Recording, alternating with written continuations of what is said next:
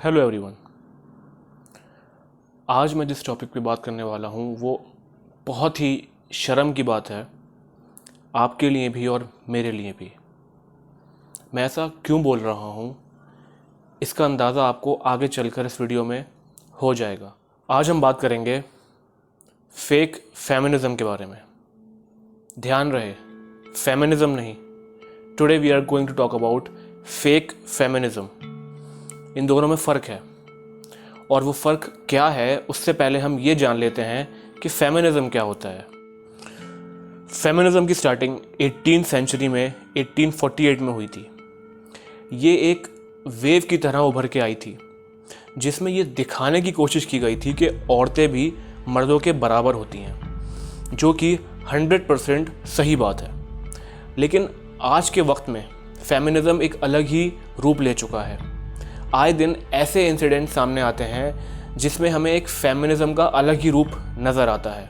हाल ही में एक वाक़या सामने आया है जिसमें एक लड़की एक टैक्सी ड्राइवर को बीच सड़क पे पूरी तरीके से मार रही है। उसकी ये फुटेज है, ये आप लोग भी देखें।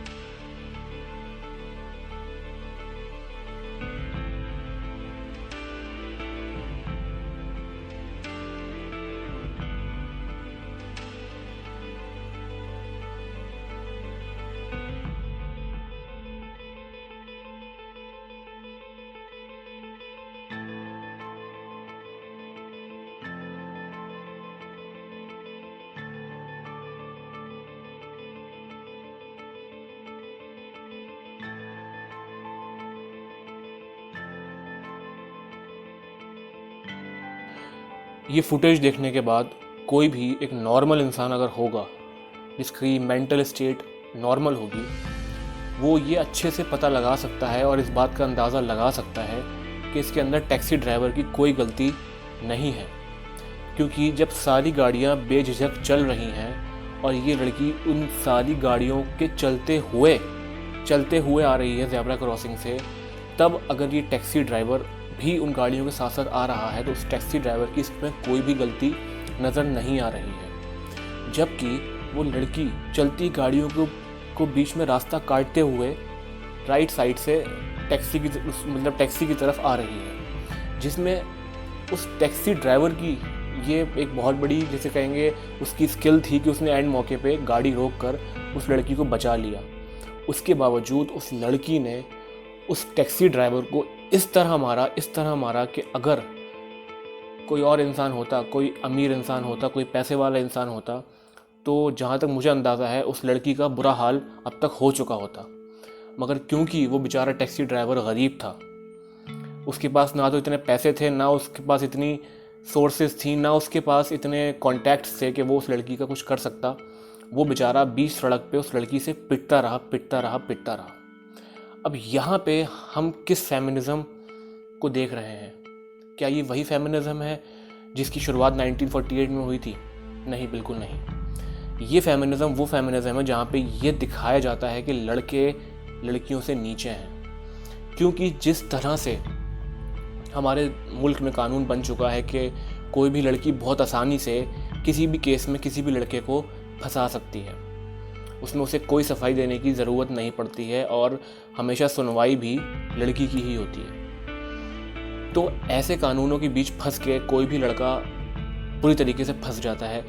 ऐसे वाक़यात, ऐसा नहीं है कि ये पहला वाक़यात है, ये पहला वाक़या नहीं है। इससे पहले भी कई वाक़या हो चुके हैं। ज़ोमैटो वाला वाक़या हो चुका है, दिल्ली में भी एक वाक़या हो चुका है। तो ऐसे वाक़या बहुत कॉमन हो चुके हैं। लेकिन थैंकफुली और फॉर्चुनेटली आई कैन से कि उन तीनों केसेस में लड़के बच गए इन दी एंड अब मैं ये सोच रहा हूँ कि ऐसे वाक़यात देखने के बाद तो भाई यही फील होने लगा है कि अब एक ऐसा कानून भी बनना चाहिए जिसमें लड़कों की भी सेफ्टी हो।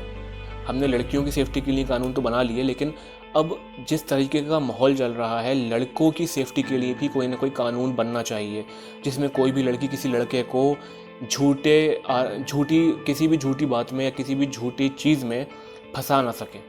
अब ज़रा एक बार इस लड़की की सफाई भी सुन लें आप लोग कि इस लड़की ने क्या सफाई दी है कि उसने ऐसा जो भी उसने किया वो क्यों किया। ठीक है, और जैसी मतलब एकदम टच हो गई थी। और उसके बाद ये है कि मैं इतना ज़्यादा डर गई क्योंकि मुझे 2 साल बहुत मारा इन लोगों ने। सर मेरे नाखूनों को देखिए, मेरे पैरों को देखिए, ठीक है, बहुत मारा है सर। और ये देखिए पूरे शरीर पे चोटें लगी हुई हैं, ये पूरे शरीर पे चोटें लगी हुई हैं। उन लोगों ने मारा था आपको? उन लोगों ने मारा था उस दिन की बात है? यस सर, वो पूरे सबको लेके आया था और मतलब पूरी मॉब ने मुझे मारा है 300 मीटर पे। ये देखिए, हमेशा की तरह सर वो हमेशा मुझे मारते थे ऐसे ही, और यूपी पुलिस खड़े होके देखती थी और मैं कहती थी पकड़ो तो वो लोग उसके पीछे जाते थे, छोड़ देते थे उसको, और वो फिर से पीछे से आ जाते थे वो कुछ लोग और कहते थे कि कितने लोग थे? क्योंकि कैब ड्राइवर तो अकेला था, उसके साथ भी लोग थे जिन्होंने आपको मारा, ऐसा आप कह रहे हैं? साथ कम से कम 100 लोग होंगे जिसने मुझे मारा है, और वो मुझे लथेड़ते हुए मारते हुए 300 मीटर लेके गए हैं। हड्डी भी तोड़ दी थी सर ये वाली, ठीक है, और अभी भी आप देखिए हाथ पूरा टेढ़ा है। अरे कहना क्या चाहते हो? अब जो बातें इस लड़की ने करी हैं, उन बातों को सुनने के बाद कोई भी एक आम इंसान, एक नॉर्मल इंसान के ये बातें समझ में नहीं आएंगी कि ये क्या कहना चाह रही है। मतलब पूरी दुनिया ने सीसीटीवी फुटेज भी देख ली, पूरी दुनिया ने वो क्लिप्स भी देखी हैं जो लोगों ने पर्सनली अपने फ़ोन से बनाई हैं। उसके बावजूद ये लड़की खुलेआम मीडिया में ये बात कह रही है कि इसको कम से कम 100 लोगों ने मारा और 300 मीटर तक घसीटते हुए इसको वो लोग लेके गए। और ये बेवकूफ़ लड़की अपना टूटा हुआ हाथ भी दिखा रही है जिसमें ना कोई प्लास्टर है और ना कोई चोट है, ना कोई तकलीफ़ है। ऐसे अपना हाथ दिखा के कह रही है कि मेरा हाथ भी तोड़ दिया है। ये कौन सा हाथ, ये कौन सी आपकी हड्डी टूटी हुई है जिसमें आपको प्लास्टर की भी ज़रूरत नहीं है और आपको दर्द भी नहीं हो रहा है और आप बैठी हुई इंटरव्यू दे रही हैं। ऐसे इंसिडेंट्स देखने के बाद यही फील होने लगा है कि लड़कियों के लिए तो हमने कानून बना दिया है, लड़कियों की सेफ्टी के लिए, क्योंकि वो भी ज़रूरी था। ऐसा नहीं है कि हर बार लड़कियां ही गलत होती हैं, लड़कों ने भी बहुत गलत चीज़ें करी हैं जो कि नहीं होना चाहिए, जिसके लिए हमारी गवर्नमेंट ने बहुत अच्छे कानून बना दिए हैं फॉर्चुनेटली।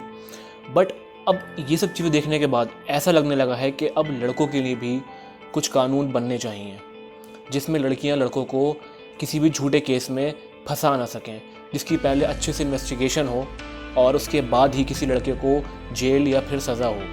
आखिर में मैं यही कहूँगा कि आपकी एक बेवकूफ़ी, आपका एक झूठ किसी की पूरी ज़िंदगी बर्बाद कर सकता है। आप तो झूठ बोल के और झूठी गवाही दे के निकल जाएंगे, लेकिन जिस बंदे को आपने फंसाया होगा उसकी पूरी ज़िंदगी, उसका पूरा घर, उसका पूरा परिवार बर्बाद हो जाएगा।